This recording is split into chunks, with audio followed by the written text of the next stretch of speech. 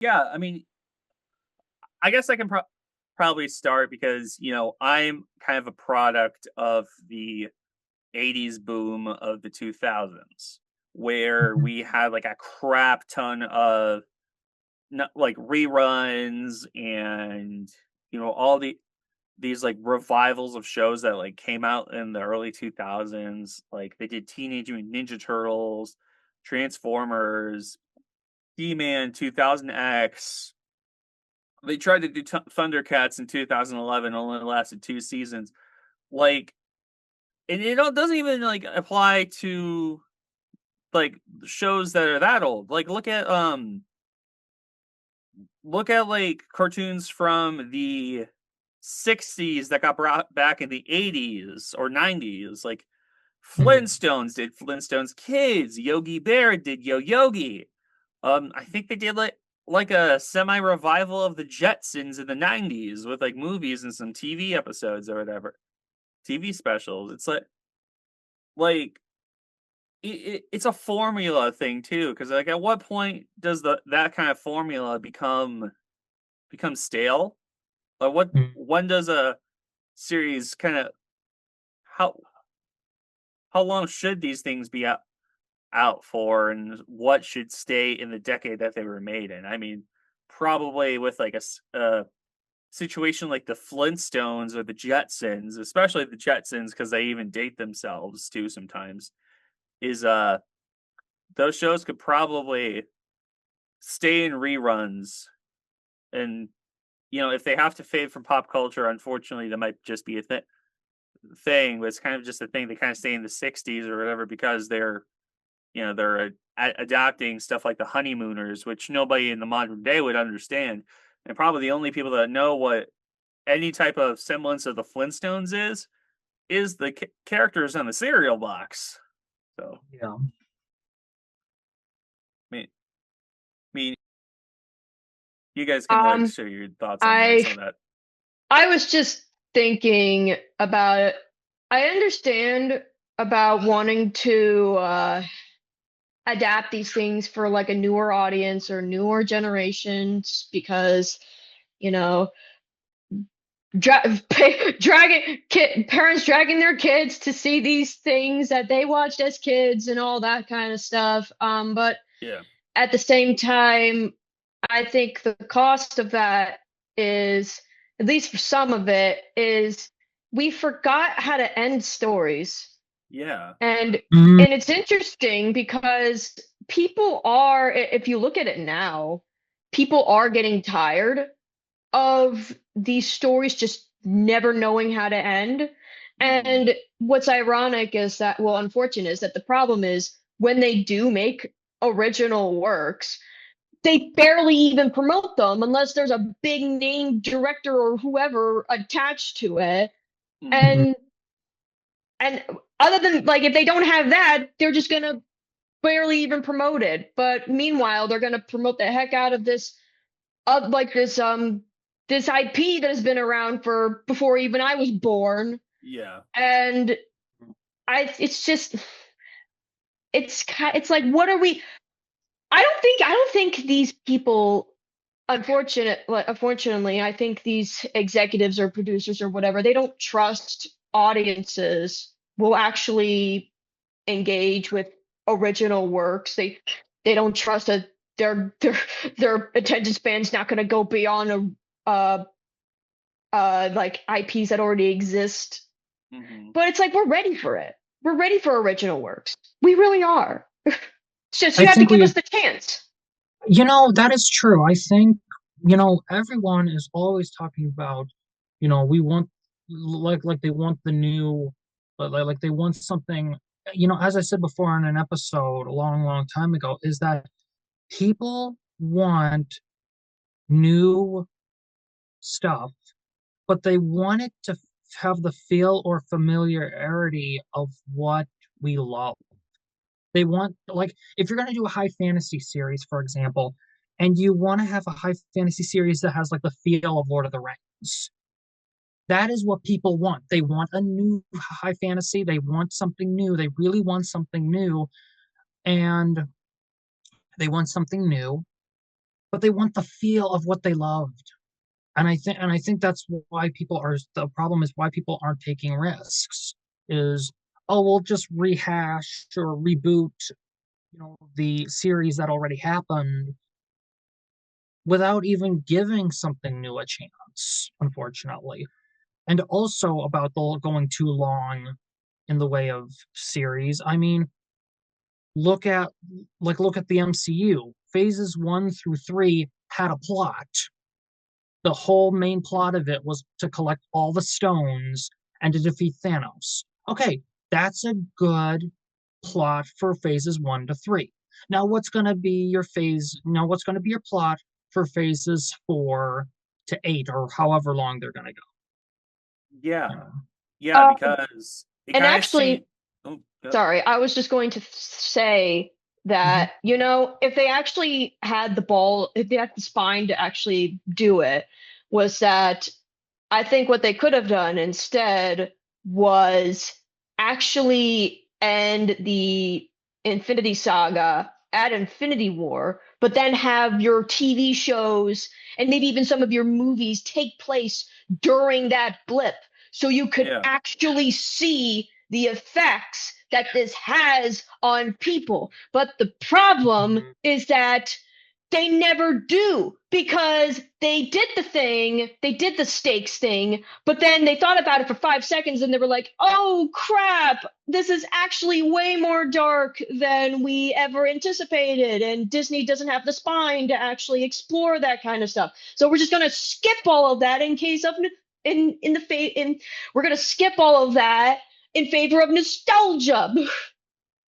yeah, and they did kind of nudge over that. I mean, really, the only series I really think tackled the implications during the blip was like no, Black Widow even took place before. Yeah, no, I don't really think Monica you're right. Rambeau. There was no series that actually they just talk about in passing.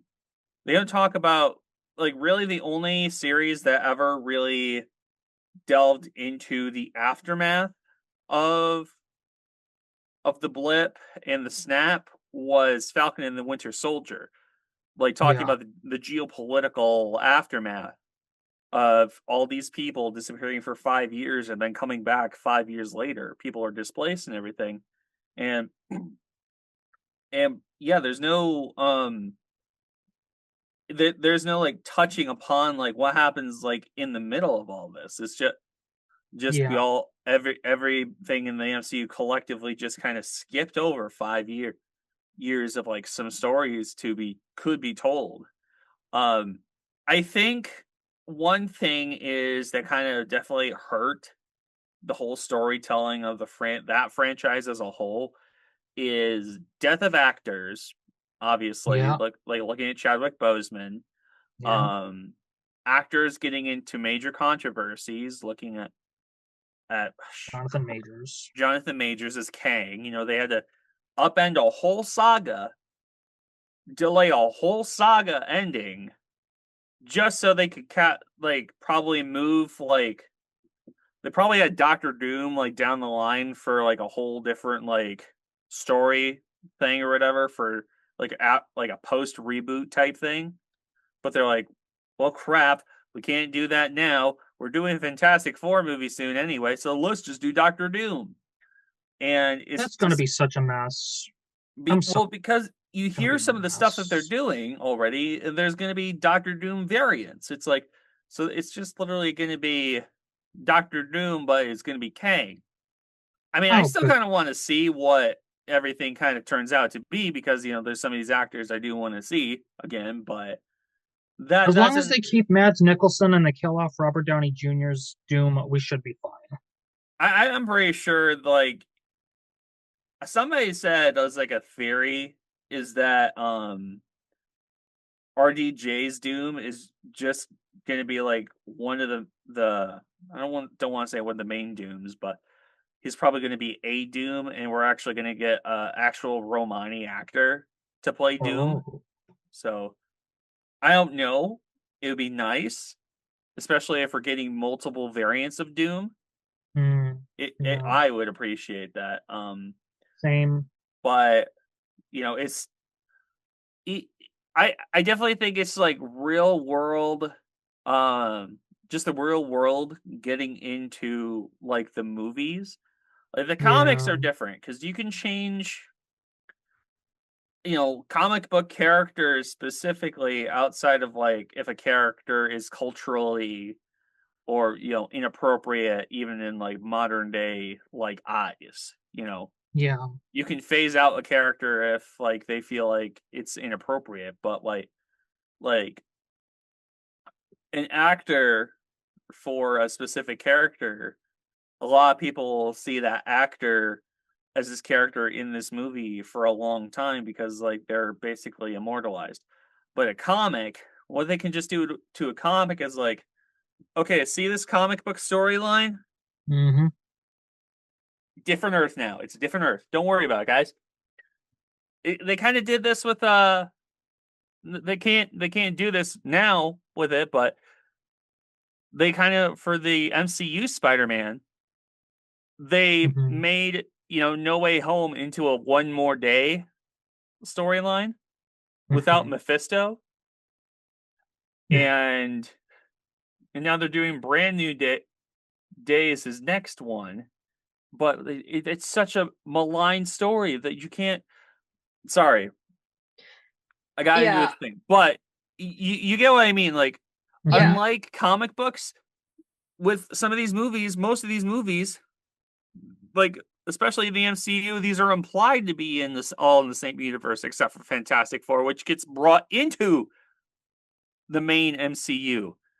Comics, you can just take that story that's really crappy and put it in another Earth. It's Mm-hmm. like Yeah. I don't Yeah. know. It's dumb. I think it's uh and actually this is something that I've been when you were talking about it, it got me thinking about I think looking at long running series, whether it Mm-hmm. be a franchise, whatever franchise it might be, is almost Mm-hmm. like a microcosm of how we as a society has changed and how that subconsciously affects the media that we watch. It's like, the saying, Exactly. art tends to reflect reality, or at least adapting to the world around it in some fashion. Sometimes, and it got me thinking that sometimes it is in the form of a genuine effort to make something special that speaks to what is happening to everyone while simultaneously fitting with the established universe that already existed. And it's sometimes in the form of using established franchises as a cheap way to cash in on modern trends and actively Mm-hmm. ruin any sort of meaningful discussions for the sake of attention via clickbaiting. Yeah, Yeah. yeah, because they just I think they just revealed the a teaser image for Toy Story 5. Oh gosh. And Woody is back with the kid. Now the kid has a leapfrog iPad tablet thing. It's Oh like, no. so what? Toy Story 4 just like doesn't exist now? Like, That's what I was confused about. I was like, didn't Woody just leave? yeah. Now I'm confused. Yeah, it's like do they have are they gonna be like what they're gonna have like a beginning of the movie scene where Woody's like, you know what, guys, I miss my friends. I'm gonna go back to Bonnie's house and I'm gonna Or stay the with them. or they're gonna create a contrived scenario where they have to go back to the status quo because we don't actually have the spine to actually commit to actual everlasting changes. It'd be funny.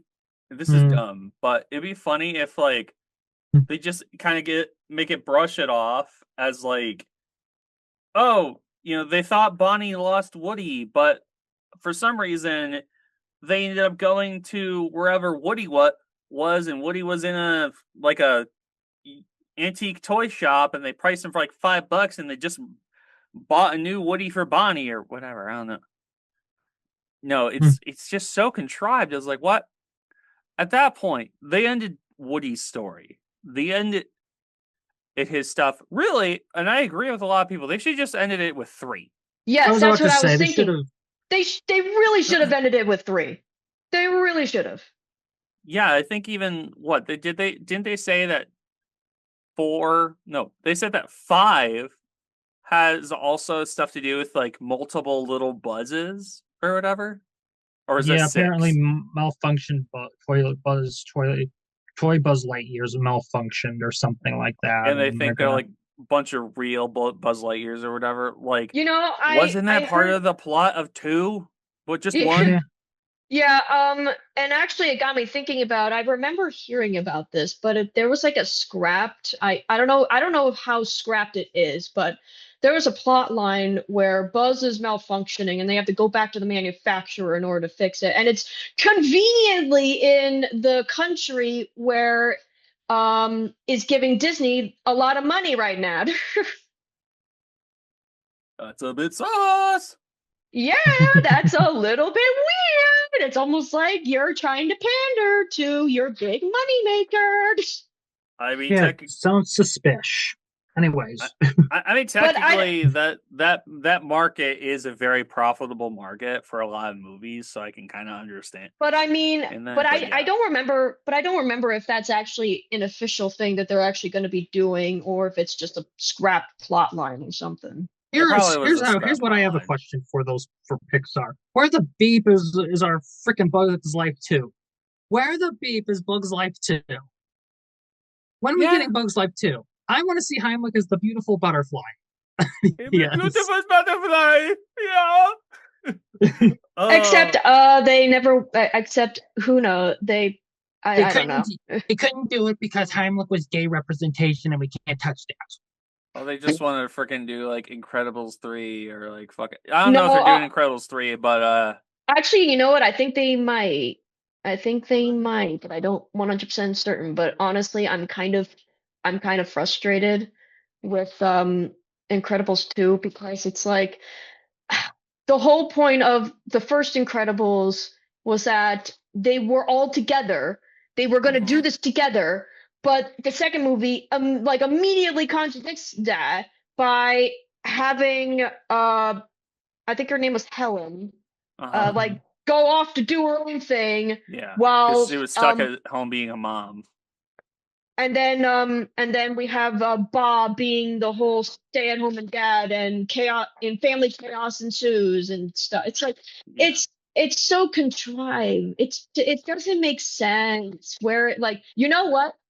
If this was actually made by the Pixar that actually made the first Incredibles, I think that um, what they could have done, if they really wanted to keep the opening intro of them fighting the mole man, they could have done that. And then after that, there would have been a time skip of like 15 years or so, and we would Yeah, have like actually seen have a them. couple years like a time skip. Yeah, it's like what happened to that? But I guess it doesn't matter now The next because thing you know, nostalgia. yeah. No, Except you're right. nostalgia bait and contrived writing is apparently the cool and hip thing that like Disney's stuck in now. Yeah, I Unfortunately, mean so. like go ahead, go ahead. No, that's all I had to say was just say unfortunately so. Yeah, I was gonna say next thing you know they're gonna do like an Encanto too, and then they're just gonna give Mirabelle powers, even though like the movie just basically said, oh yeah, Mirabelle, the casa is your power, the family is your power. It's like I really hope that they don't do that and they just make Encanto a standalone movie because I mean obviously now we're getting Zootopia 2 and it Mhm. I looks like mean, that's going to be, timely as well in some cases, but it's like that could have just been although its own thing. Frank, like even though I kind of do have a little bit of uh actually and this actually got me thinking about how you can really tell when a franchise or a series or whatever really wanted to end on a certain point Hmm. Mhm. because everything after that just feels really off or contrived or feels very forced like they wanted to go Yeah. and they wanted it to be at a specific point. It's like it feels like they were making or they it feels like they were just making things up as they went along. It's like either they're throwing ideas and concepts at the wall to see what they could potentially use, or even like in some circumstances, executives or whoever making the decisions, producers, whoever, didn't like where the series was going. It's like maybe the story itself was tackling sensitive topics that was subtly calling out society on, and Mhm. they wanted to shift the plot, shift the characters, and they in order to make it more palatable for Well, audiences. one of my favorite shows from a long time ago. I think the show ended in 2019, I believe. Maybe 2017. I really don't know what year it ended. But one of my favorite shows was Once Upon a Time. Mhm. And I really think with Once Upon a Time, they should have ended it at season 6. And if they wanted to continue, because I felt like what they really wanted to do was they wanted to do a Henry storyline. And the only way you can properly do a Henry storyline is just doing a show for Henry. Don't include any of the older characters, don't include anybody. Just start off scratch, do a whole new series, new cast of characters, new different looks to the fairy tale characters, you know, but you know, they didn't. Yeah. Apparently, I heard that. Apparently, I heard that show's kind of all over the place. Yeah, the last season was definitely all over the place, and I was like, "What the heck?" I mean, obviously, um, one major example I would say and I think the term is jumping the shark Oh in yeah, some cases. yeah. Yeah, is obviously Riverdale is like what there was a I can't remember what season specifically of what was, but obviously they they went from all this murder mystery stuff to time travel to superpowers. Um, and then obviously, yeah, I'm looking at a TV tropes page right now. Oh my You know, there's also like when shows like their premise first starts off as like take Supernatural for example. The premise just starts off as like ghost hunters as a TV show, right? But Mm-hmm. like an actual TV show, it's not a bunch of hacks like shaking a camera around, being like, "Whoa!" It's like they're actually. But then, like right near the end, it's, "Hey guys, God's evil. We're gonna fight God." And then something about like everything getting rewritten and everything else, and yeah. Yeah. So it's like I definitely do think like there's if the story knows or the franchise knows that the story is basically ready to like tip its hat or take the bow, I think they should really just let the series end. Yeah. Where Yeah. if the story is done, there's nothing left to really to tell. You can let the actors do other things. It's like, please let them go already. It's like, free One of them, please. the longest TV. I don't know if they're gonna have to. You're John, away from the camera. You're John, away I'm from the sorry. camera. We You're can't cut hear off. you. Sorry. Um, One of the TV shows that I know that's probably the oldest TV show by the BBC is Doctor Who. With how and I'm shocked that show even lasted 50 years because there was a time where I think it was like the seventh Doctor, and Mhm. then they tried to making a Doctor Who movie, and then they took a hiatus, and then they continued the franchise with the ninth Doctor. So they were Yep. trying to recreate a whole new thing Yep. with New the new Who. Doctor. And then from there, then we got 9, 10, 11, 12, all the way up to 15, and now 15. Yeah. 16. Oh yeah. If they continue the franchise with 16. Yeah. Um Yeah, they're probably just gonna like do a Tenet 14 like special with fucking 16 if like with all the backlash and everything, it's like let's like say Yeah. that show, that show in general is kind of sus with some of its Like, I get some of the things. sentiment of like Mhm. Capaldi's Doctor, the 12th Doctor, kind of really helped with, why sometimes bringing back a face can help the Doctor specifically, Mhm. because I believe it was like a midpoint episode for Capaldi's Doctor. Because you know Capaldi was in one of Tennant's like nominal episodes where I can't remember, Vesuvius. It was like the whole story with Mount Vesuvius. It was one of the it was a Doctor and Donna like era like episode, Mhm. and Capaldi played a very like prominent like historical character. And then Mhm. when Capaldi was the Doctor, he was going through his own like existential crisis and everything. It's like, why do I have this face? Yes, this is why I have this face. I save people. Like it was a whole character arc for him. Mhm. And I do kind of appreciate they did this with 14. Yes, did 14 only get like what, 3 specials? 4 specials? He I only got a really couple don't. specials.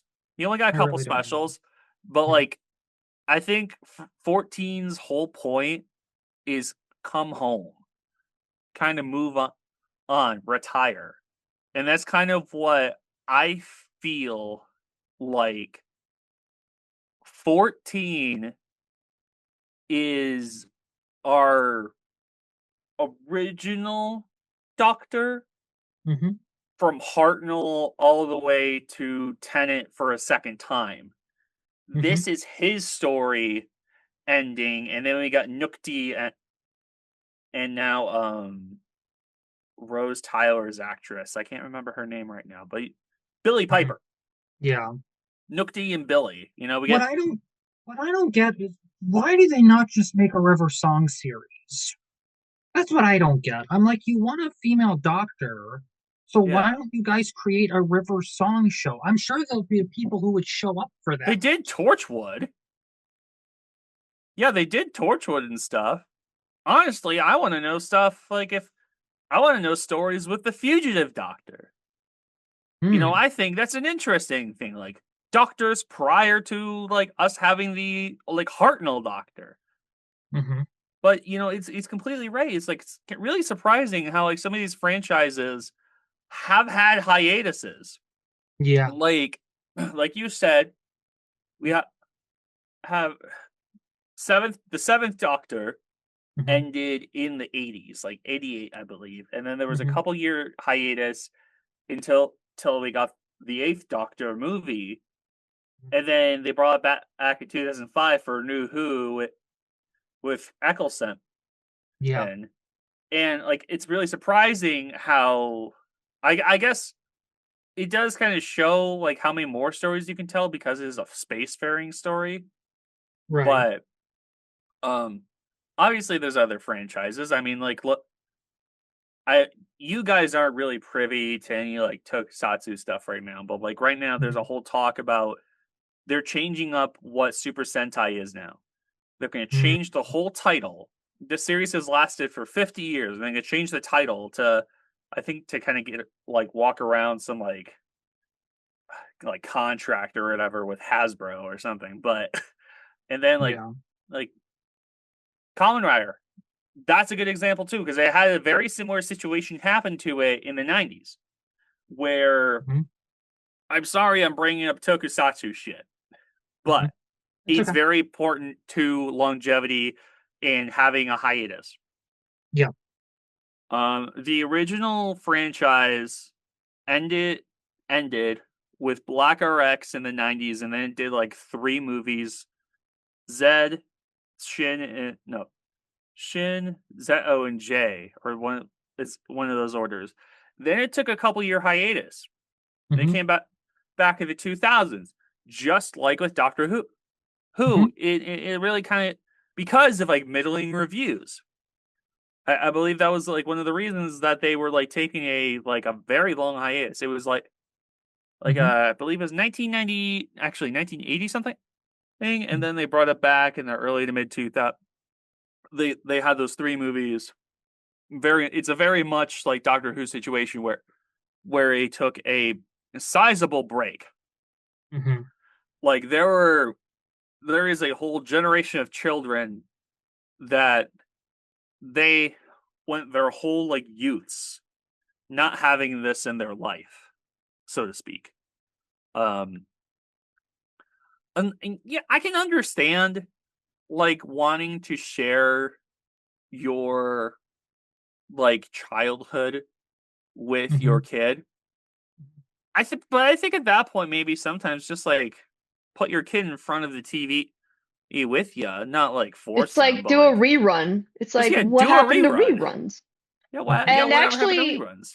and actually, well, what happened to reruns is that corporations became more interested in flaunting their wealth and look how much money we have that we could do to make this kind of thing rather Yeah. than doing the cheap option, which is reruns, which if you really think about it would probably be very convenient for you since you seem to be all like doing the cheapest method possible, but I guess it Yeah. doesn't count when it doesn't flaunt your wealth or whatever. And actually, when you were talking about tokusatsu and all that kind of stuff, and this actually has Uh, been getting me thinking about how whenever I see franchises, long-running franchises actually make some sort of change to huh. Hmm. whether their format or style or whatever, and it's like Or the in status quo.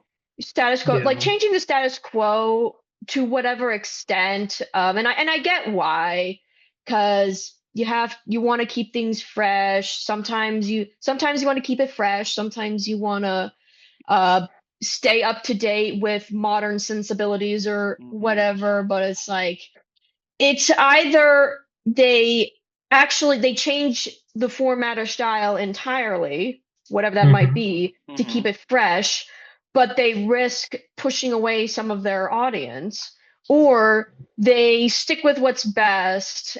If it ain't broke, don't fix it, and Yeah. they only make minor tweaks to it, so they Right. don't alienate their audience.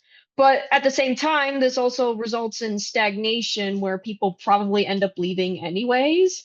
And this is Hmm. something that I've been thinking about with Super Sentai and Kamen Rider. It's like they're not going to abruptly change No, suddenly. they're It's not. always going to be very small tweaks to it. And this is why I say there's never going to be Yeah.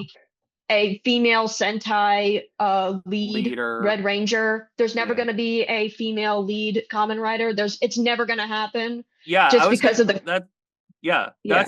that's a very good point. And I think some people would argue that yeah, and sorry for people watching at home, we're getting into tokusatsu nerd shit for a second, me and Jenna.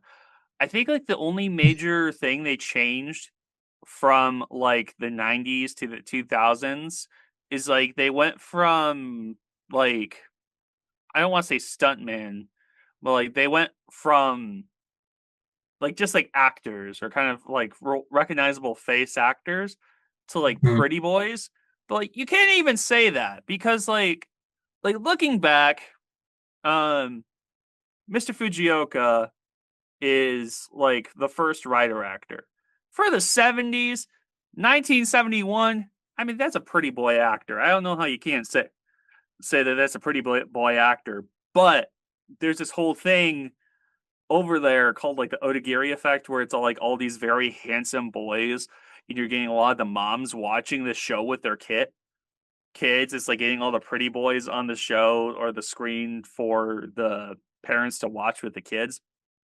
It's like I think that's the only major shakeup that they have done. I would say outside of doing they've been doing a lot of female tertiary writers, but they've Hmm. never done like a primary. Sorry, John, Yeah. we lost you there for a second, but it is kind of like a shaking up the story. Hmm. I think, Yeah. but I think that's jumping the shark in a good way, so to speak. Yeah, because it does give like certain characters opportunities to like lead the story or be more central to the story. right. And I Yeah, think that, and not like, kill them off quickly, not like shoo them away quickly because you're afraid that it's going to alienate your audience when it probably isn't. or I will say, you had I'm sorry. I will say the one of the most successful long-going shows, as far as I know, has been Supernatural. At least that's what I've heard. Like that show had been going on for quite a long time. it was But 15 years, I believe. Yeah. yeah, it was. But that's not bad for like a modern show. Yeah. Comparing how long modern shows these days have lasted, Yeah.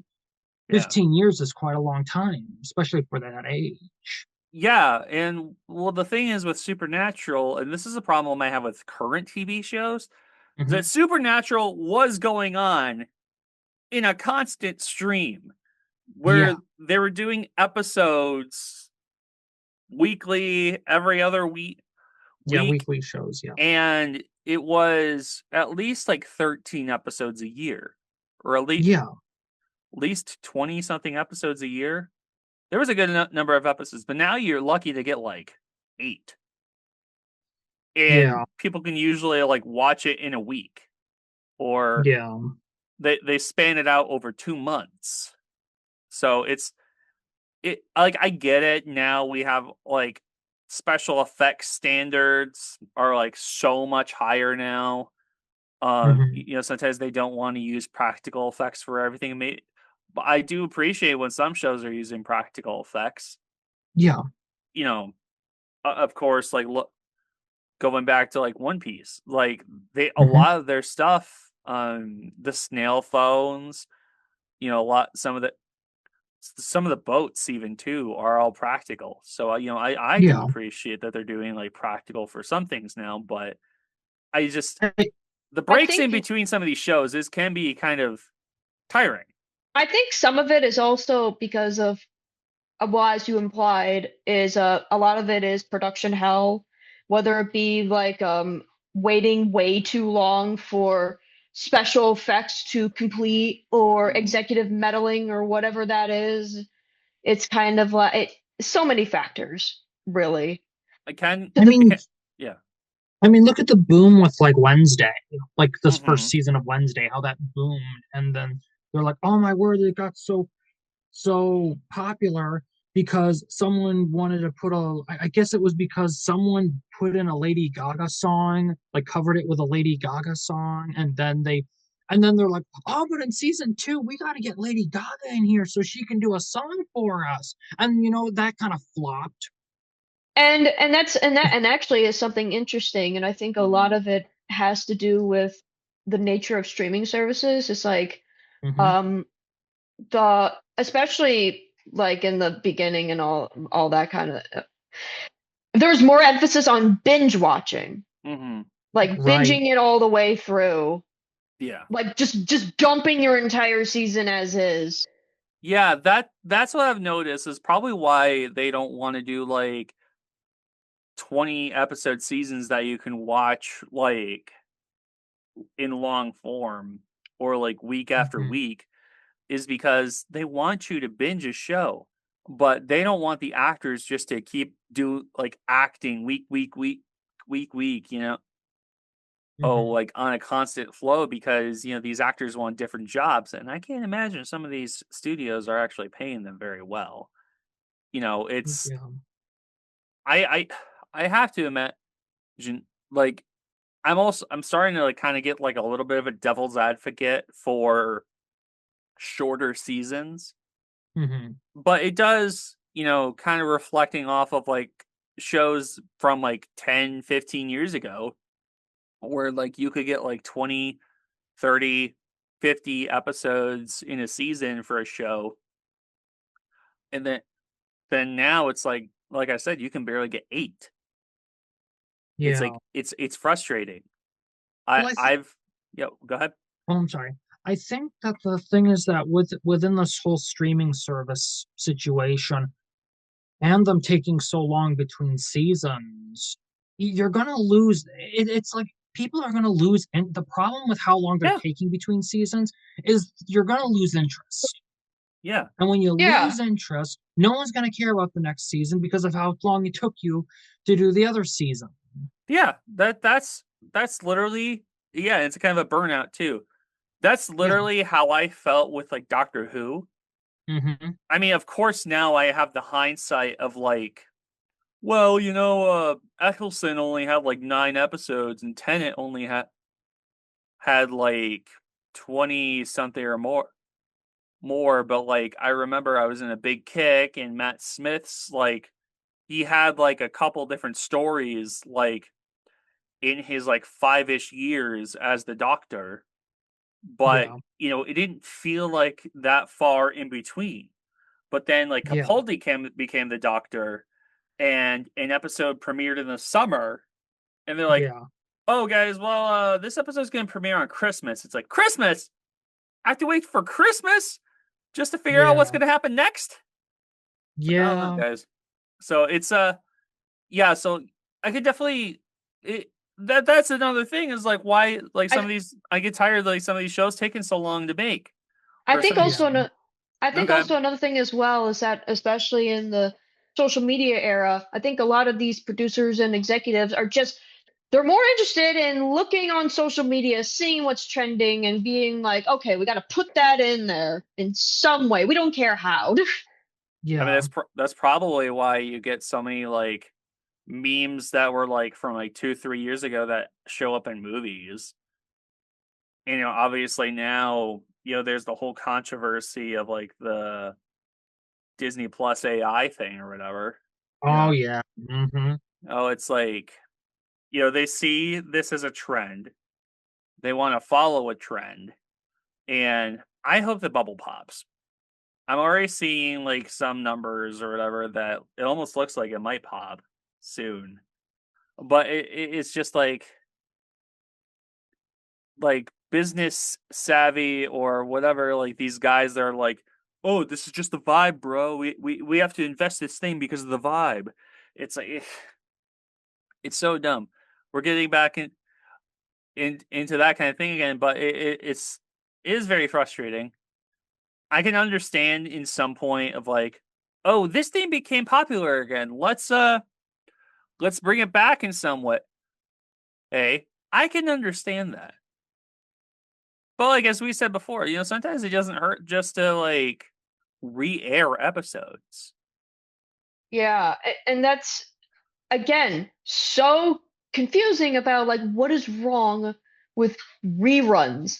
What is Mm-hmm. wrong with that? Like you see, actually, I think there's already channels like on YouTube TV or whatever. They're already doing that, and yet y'all are not actually like doing that. Like you have your streaming service already, which are technically reruns if you really think about it. True. So why are you wasting your money on these like reboots or whatever like when you can just like rerun it? But what do I know? Maybe like I said, maybe they're just more interested in flaunting their wealth and look at all the epic special effects that we can afford Yeah, look at all the while they stuff look we like own. while the special effects or whatever look like absolute dog crap because you're probably not paying them real well. Yeah, they want to get it out faster, which Yeah. in like production time, making it look good versus getting it out is like two totally different things. There Yeah. Yeah. is And one show. Oh, go ahead. I was just gonna say, and that's probably one of the reasons why some uh shows like for some franchises breaks take a long time is because maybe they are trying to make it look as good as they can. I mean, that's one of the reasons why Beyond Yeah. the Spider-Verse is taking as long as it is because they're trying to make it look as good as possible. Well, that and it's a mixed media type movie. Yeah. You have to like get the media to look like blend together Hmm. because Yeah. I mean obviously there's a good chunk of it's CGI. The animator that did like all the Lego sections of the movie, you have to have somebody that understands how Legos move. Or, Hmm. you get like scenes with Hobie. they want like the way that Hobie's world looks or Hobie looks. They need that to work. They need to get all these programs to run like edge shading and all that kind of stuff to work. I don't know if they're going to do like any live action sequences. I don't think they are. It would be interesting to see at least like a live action world, even if it's just for like a microsecond or whatever. That's totally unrelated. I mean, but we have seen live action characters in it. But I can understand that, VFX takes a long time. Yeah. I wanted to add before we cut off was there is one show I'm glad that ended after 13 years, I believe. It was that MTV America's Funniest Home Videos ripoff or whatever, where it's just all those like hosts sitting on a couch, like talking about how online funny clips or whatever ridiculousness. Like that's all MTV became after a while. It was just that. I think I think before we can cut off, I'm reminded. It applies to networks too. Yeah, I was just gonna say when you mentioned MTV, it's like, oh, I'm reminded of that one lyric from Fall Out Boy's cover of "We Didn't Start the Fire," where it's like updated version, where it's like updated news things. It's an updated version of it from like 1989 to 2023, I think it is. Yeah, it and was I like think music played on MTV. yeah, no, music, no, YouTube killed MTV. That was the lyric. Yeah. YouTube killed MTV. Yeah. No, yeah, I had to remember that. But it really did. But I will say, kind of before closing, I really do think it also kind of applies to networks too. Take a look at Animal Planet, Science Channel, or TLC. Some of these networks aren't even like playing stuff that they, basically announced themselves to be. Now it's just like TLC is just all this frickin' in reality TV. Yeah. Animal Planet's just like I don't think it's Ghost Hunters, but it's like some weird bayou show. Frickin' They became more sensational rather than actually like educational. Yeah. Science Channel became like Ancient Aliens, the TV network. It's just gosh darn it.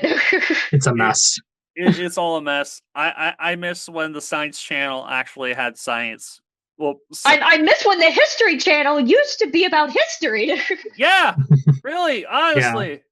I mean, when Mythbusters actually used to like, I know they were just like special effects like experts, but they were kind of taking it into some sort of approach to try to somewhat of a scientific approach and actually get people that were experts in the field to help with it. And obviously how it's made and all that kind of stuff. There was that too. I just kind of miss when there was some sort of like expertise or some sort of scientific thing going on with it rather than just being science fiction, so to speak. So, man. Okay, I think that's a good part to end off. Good. Oh, man. Hey, guys. So, it is current / future of this recording, Dryw, here to say we are probably going to be taking about a 1 to 2 week break, depending on how our schedules line up for the holidays. So, I am planning to release a new interview. It's been a couple months just because we're figuring out logisticals and I had to do that movie. So, it's kind of things got in the way. And after that one, we have another one that we've already done and is in the editing bay right now. Now we actually have an intro done for that. The other one that we're planning to do is basically ready to go. So now just gotta get it out. So we're gonna be taking, for recordings at least, we're gonna be taking 1 to 2 weeks off. And if anybody who is listening, who is still here, hope you enjoyed the show. And yeah, so I just wanted to let you guys know what's going on. So thank you for watching. Either whether or not this is at the beginning or the end. Thank you for watching.